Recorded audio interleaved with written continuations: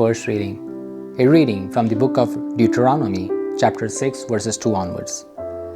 Moses said to the people, "Fear the Lord your God, you and your son and your son's son, by keeping all his statutes and his commandments, which I command you all the days of your life, and that your days may be long.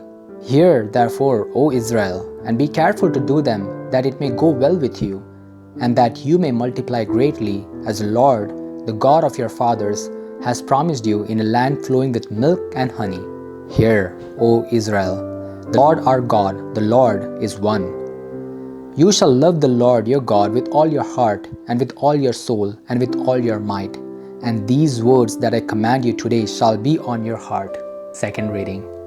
A reading from the book of Hebrews, chapter 7, verses 23 onwards. Brethren, the priests were many in number, because they were prevented by death from continuing in office. But he holds his priesthood permanently, because he continues forever.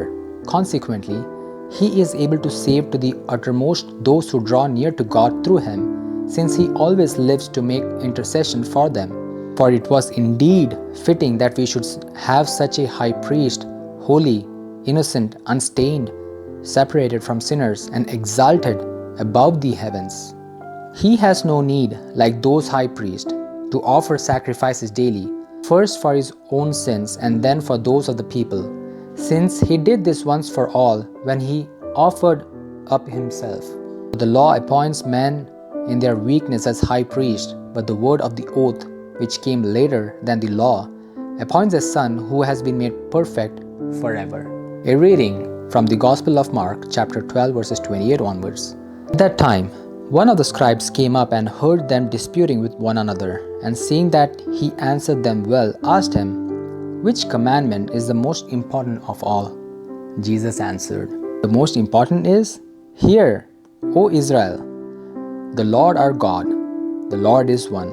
And you shall love the Lord your God with all your heart, and with all your soul, and with all your mind, and with all your strength.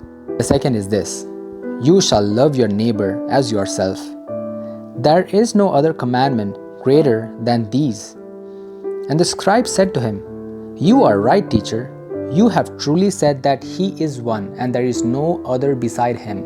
And to love him with all the heart, and with all the understanding, and with all the strength, and to love one's neighbor as oneself is much more than all whole burnt offerings and sacrifices." And when Jesus saw that he answered wisely, he said to him, "You are not far from the kingdom of God."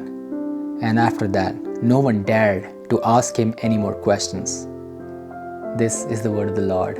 Today's Bible study introduces the most important commandments: to love God with all our heart, mind, and strength, and to love our neighbor as ourselves.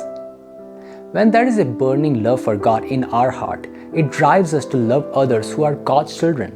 When we experience a boundless love of God, with due reverence and gratitude, we become channels of His saving love to people around. In the first reading, we see the commandment to love God with our heart, soul, and might.